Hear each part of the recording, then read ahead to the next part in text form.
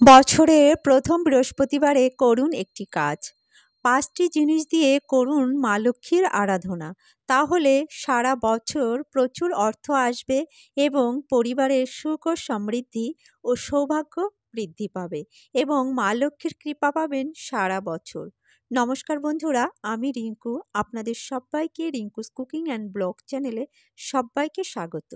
বন্ধুরা, আজকে আমি আপনাদের সাথে আলোচনা করব বৃহস্পতিবারে কিভাবে পুজো করলে বা কোন ৫টি জিনিস দিয়ে মা লক্ষ্মীর আরাধনা করলে মা লক্ষ্মীর কৃপা লাভ করা যাবে এবং সারা বছর প্রচুর অর্থ আসবে এবং পরিবারের সুখ ও সমৃদ্ধি ভরে উঠবে।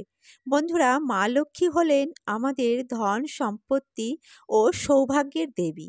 তাই মা লক্ষ্মীকে সন্তুষ্ট করতে পারলে আমরা মা লক্ষ্মীর কৃপা লাভ করতে পারবো এবং ধন সম্পত্তি, অর্থোন্নতি এবং সুখ ও সমৃদ্ধি লাভ করতে পারব। বন্ধুরা, কিন্তু কিভাবে এবং কি উপায়ে মা লক্ষ্মীর কৃপা আমরা পাবো বা মা লক্ষ্মীকে সন্তুষ্ট করতে পারবো এবং কিভাবে প্রচুর অর্থ ও সম্পত্তি বৃদ্ধি করতে পারবো তা জেনে নেব এই ভিডিওটির মাধ্যমে। তাই বন্ধুরা, ভিডিওটি সম্পূর্ণরূপে দেখবেন এবং ভালো লাগলে অবশ্যই লাইক, শেয়ার, কমেন্ট করবেন এবং চ্যানেলে নতুন হয়ে থাকলে আমার চ্যানেলটিকে সাবস্ক্রাইব করে আমার পাশে থাকবেন। তো চলুন বন্ধুরা, ভিডিওটি শুরু করা যাক। বন্ধুরা, বৃহস্পতিবার হলো মা লক্ষ্মীর বার। প্রত্যেক দেবদেবীর যেমন একটি করে বার আছে, তেমনি মা লক্ষ্মীরও একটি বার আছে, আর সেটি হলো বৃহস্পতিবার। এই বৃহস্পতিবার হলো মা লক্ষ্মীর বার।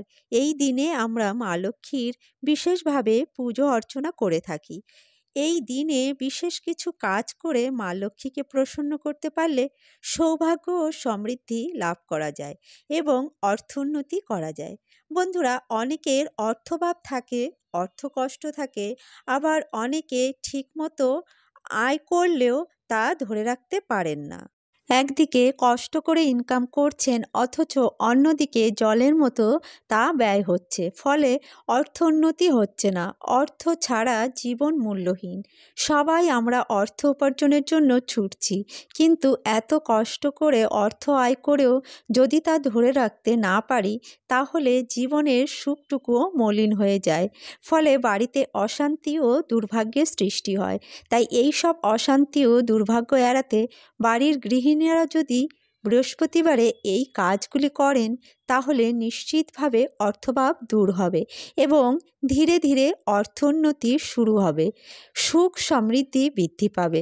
বন্ধুরা, বছরের শুরুতে প্রথম বৃহস্পতিবারে যদি এই কাজগুলি করেন, তাহলে সারা বছর সুখ ও সমৃদ্ধিতে ভরে উঠবে এবং প্রচুর অর্থ আসা শুরু করবে। তাহলে দেরি না করে চলুন জেনে নিই আমাদের কি করতে হবে।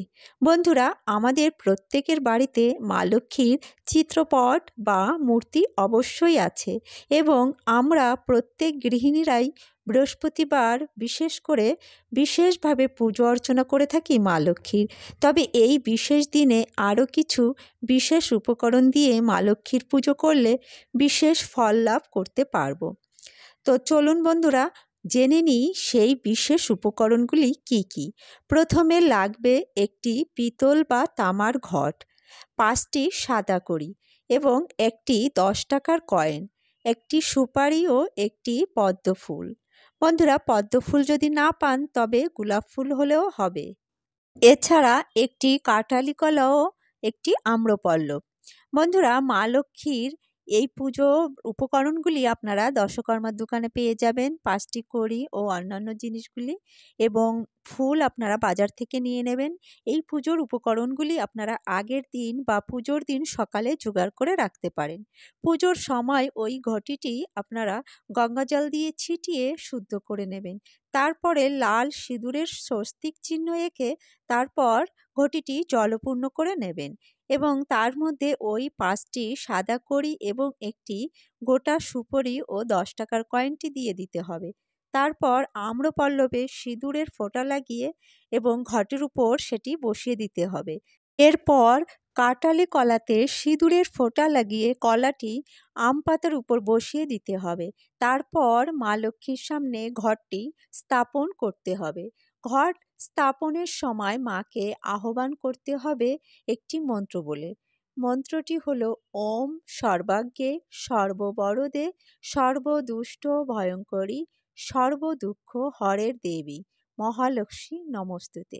এই মন্ত্রটি পাঠ করে শঙ্খধ্বনি দিয়ে দেবেন এবং মায়ের শ্রীচরণে গোলাপ ফুল বা পদ্ম ফুলটি দিয়ে দেবেন। বন্ধুরা, এই সময় আপনারা ধূপ দ্বীপ দেখিয়ে আরতি করে নেবেন। তবে দেবীর পুজো অর্চনা বা আহ্বানের সময় কখনো কিন্তু ঘণ্টা বাজাবেন না বা কাসর বাজাবেন না, এতে মা লক্ষ্মী অসন্তুষ্ট হবেন। উলুধ্বনি বা শঙ্খধ্বনি দিয়ে মাকে ধূপ দ্বীপ দিয়ে আরতি করে নেবেন এবং পুজো শেষে প্রণাম মন্ত্র বলে প্রণাম করে নেবেন।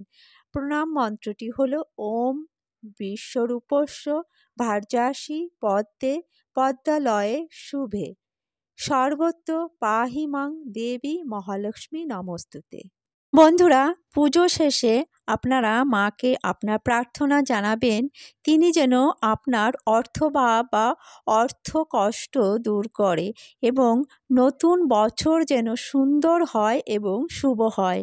নতুন করে অর্থের জোয়ার বা অর্থ উন্নতি যেন মা বয়ে আনেন এবং সারা বছর যেন মায়ের কৃপাদৃষ্টি প্রদান করেন আপনার এবং আপনার পরিবারের উপর। বন্ধুরা, ভিডিওটি এখানেই শেষ করছি। ভিডিওটি কেমন লাগলো অবশ্যই একটি লাইক ও কমেন্ট করে জানাবেন এবং চ্যানেলে নতুন হয়ে থাকলে আমার চ্যানেলটি অবশ্যই সাবস্ক্রাইব করে আমার পাশে থাকবেন এবং বেল আইকনটি প্রেস করে রাখবেন। তাহলে আমার প্রতিদিনের নিত্য নতুন ভিডিওগুলির নোটিফিকেশন আপনারা পেয়ে যাবেন। বন্ধুরা, ভিডিওটি সম্পূর্ণ দেখার জন্য আপনাদের অসংখ্য ধন্যবাদ। আসছি পরবর্তী একটি নতুন ভিডিও নিয়ে। ততক্ষণে আপনারা ভালো থাকবেন, সুস্থ থাকবেন।